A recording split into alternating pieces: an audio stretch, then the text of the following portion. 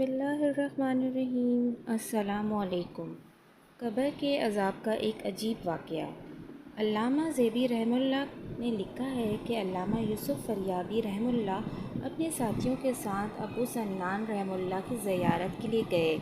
ابو سنان نے فرمایا کہ چلو ہمارے پڑوسی کے بھائی کا انتقال ہو گیا ہے، ان کی تعزیت کر آئیں۔ کہتے ہیں کہ جب اس پڑوسی کے پاس گئے تو دیکھا کہ وہ بہت رو رہا ہے اور ہماری تعزیت کو بھی قبول نہیں کرتا ہے۔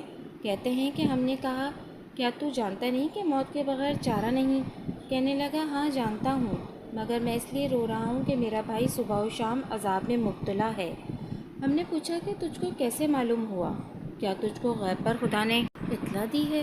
اس نے کہا نہیں، لیکن جب میں نے میرے بھائی کو دفن کر دیا اور اس پر مٹی ہموار کر دی اور لوگ چلے گئے تو میں نے قبر سے اچانک ایک آواز سنی کہ مجھ کو انہوں نے تنہا بٹھا دیا ہے کہ میں عذاب کا اندازہ کروں۔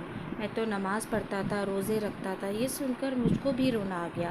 میں نے اس کی قبر سے مٹی ہٹائی تو دیکھا کہ قبر آگ کے شعلے بھڑکا رہی ہے اور میرے بھائی کے گلے میں آگ کا توق ہے۔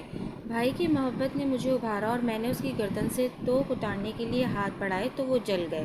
محمد بن یوسف فرماتے ہیں کہ اس نے ہم کو اپنا ہاتھ دکھایا کہ وہ جل کر کالا ہو گیا ہے۔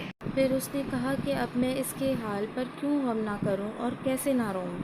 محمد فریابی رحمہ اللہ کہتے ہیں کہ ہم نے پوچھا کہ تمہارے بھائی کا ایسا کیا عمل کیا تھا جو وہ اس صورتحال سے دوچار ہوا؟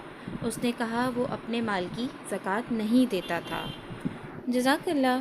اگر آپ کو میری یہ ویڈیو پسند آئی ہے تو پلیز میرے چینل کو سبسکرائب کرنا نہ بھولیے گا۔